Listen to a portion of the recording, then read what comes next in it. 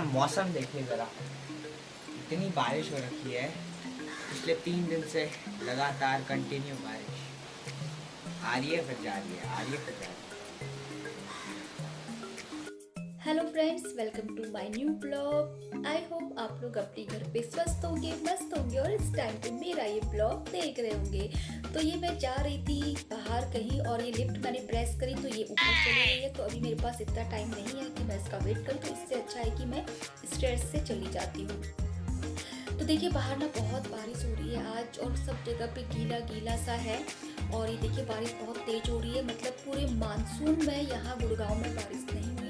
तो ये लास्ट जाते हुए मानसून में यहाँ पे इसकी थोड़ी सी हमको राहत दी है गर्मी से, और इसी बारिश से ना बहुत अच्छा मौसम यहाँ का हो गया है। तो 3 दिन से कंटिन्यू बारिश है, थोड़ी देर के लिए रुक जाती है और फिर वापस हो जाती है। तो देखिए यहाँ पे गाड़ी पता नहीं कहाँ रख दी थी मेरे हस्बैंड ने, तो मैं वही ढूंढ रही थी।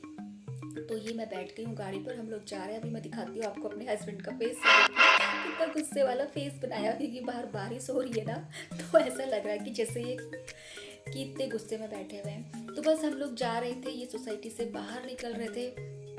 इतनी तेज बारिश हो रही है, बारिश में ना बहुत अच्छा लगता है अगर आप घर पे बैठ के एंजॉय करो। लेकिन अगर घर से बाहर कहीं जाना है तो बहुत गंदगी सी लग जाती है, बहुत कीचड़ सा हो जाता है बाहर, क्योंकि इतनी सफाई तो मेंटेन होती नहीं। सोसाइटी के अंदर तो अच्छा है, सब कुछ साफ सुथरा है, लेकिन जैसे हम बाहर जाएंगे तो सारा पानी भरा हुआ मिलेगा।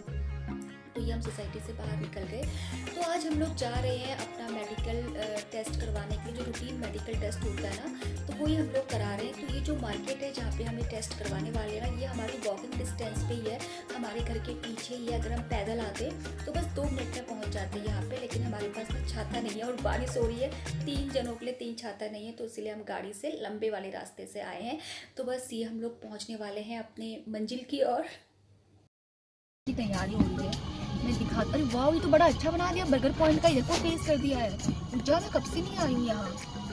तो यहाँ पे देखिए अभी डेकोरेशन चल रही है, दुर्गा पूजा होने वाली है, उसके लिए यहाँ पे इस पर पंडाल बना रहे हैं दुर्गा पूजा के लिए, जो कि 1 अक्टूबर से है। ये देखिए इतना सुंदर बनता है ना ये। काम चल रहा है। हाँ, तो अंदर ही अंदर कर रहे हो ना, ऊपर से ढका हुआ है। यहाँ पे इनका खाना पीना, यहाँ पे स्टॉल लगेंगे शायद। तो ये है हमारे वॉकिंग डिस्टेंस की मार्केट पीछे की। मोर मार्केट, इसका नाम यहाँ पे हम ही लोगों ने रखा मोर मार्केट, क्योंकि यहाँ पे मोर का वो है, जिसपे ग्रोसरी सब्जी सब मिल जाती है। तो ये है मेडिकल्स, इस पे हमारा रूटीन मेडिकल टेस्ट होने वाला है। ये सब आसपास में है। वो दूसरी सोसाइटी है, हीरो की सोसाइटी है, हमारी पड़ोसी।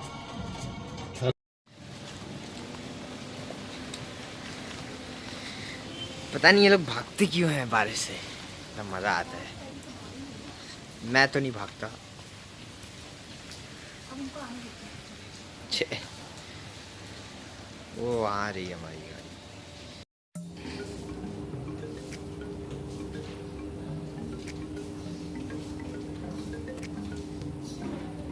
मुझे वापस से डर लग रहा है कि मुझे इंजेक्शन लगने वाला है, मेरा बहुत सारा ब्लड निकालने वाला है। तो मुझे फिर से डर लग रहा है। जब बूस्टर डोज नहीं किया था तो इंजेक्शन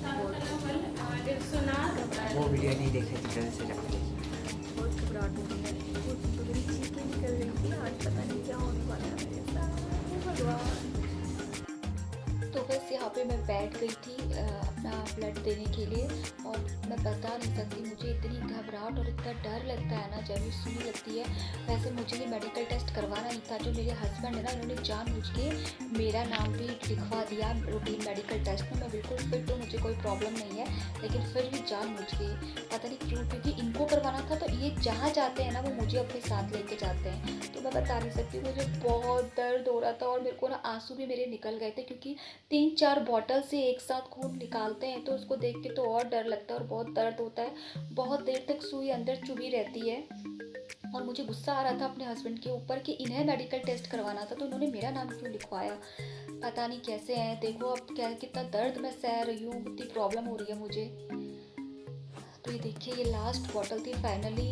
माय गॉड, अब जैसे ही सुई निकलेगी ना वैसे ही और दर्द होता है। आ ये देखिए, तो बस फिर मेरा ब्लड काफ़ी देर तक रुका भी नहीं, फिर मेडिसिन लगाई उस पर, तो काफ़ी वेट करना पड़ा उसके लिए। जब ब्लड रुका उसके बाद ही फिर मेरे हाथ पे बैंडेज लगाई, तो देखिए ब्लड वापस से आ रहा है। तो मैंने 2-3 मिनट और होल्ड करके रखा इसको। फिर उसके बाद मैं ऊपर गई, तो मुझे यहाँ पे ना ये वेट मशीन मिल गई, तो मैं फटाफट से इसके ऊपर चढ़ गई। मुझे लगा देखूँ जरा मैं कितने किलो की हूँ। तो माय गॉड, मैं तो देख के हैरान रह गई। मुझे यकीन ही नहीं हुआ कि मैं 60 किलो की हो गई हूँ। मुझे लगा था कि मैं 58 या 57 की होंगी, बट 60 किलो।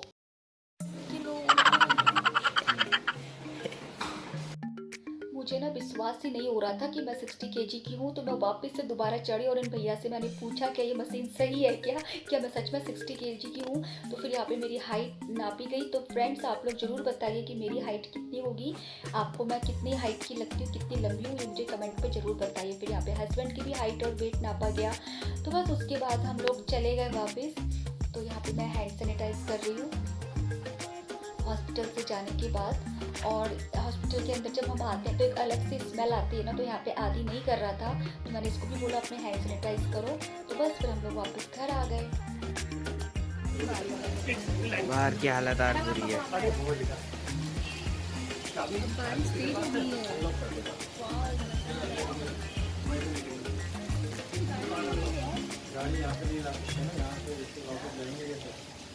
उन्होंने पूरा झपड़ दिया है। यहाँ पे तो ला तो सकता हूँ, पर इन लोगों से जाम लगा दिया है। देखो ना, ये जाम क्यों ले देता है।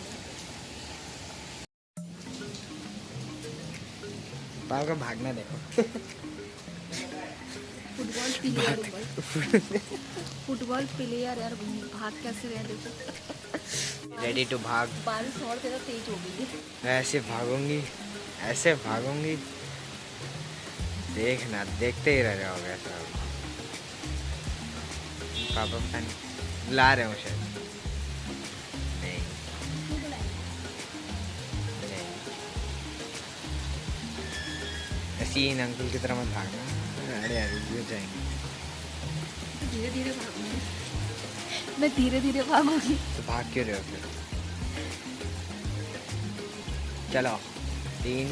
नहीं, जो और तेज आ गई। जैसे हम लोग भागने के लिए तैयार हैं, वैसे वैसे बारिश और तेज बढ़ती जा रही है। आओ तो आओ, आई एम रेडी। बारिश के लिए आई एम रेडी। तुमको इतना भिगाऊंगी ना, क्योंकि युद्ध होगा तो घमासान होगा। वही कह रहा है।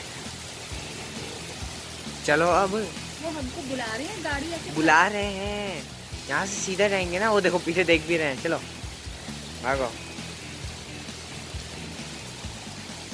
मैं तो भीगते हुए जाऊंगा। अरे भाई साहब कुछ ज्यादा ही है भाई। ओ भाई कुछ ज्यादा ही है। अरे भाई साहब, अरे कुछ। तो बस ये हम लोग घर पहुंच गए थे और हाथ में हल्का सा दर्द भी हो रहा था और बाल मेरे पूरे भीग गए हैं। तो बस ये मानसून की बरसात में भीग के बहुत मज़ा आया। तो जाते हुए मानसून ने हमें भिगा दिया और बहुत अच्छा लगा। तो बहुत मज़ा आया जाते हुए मानसून को। Bye bye.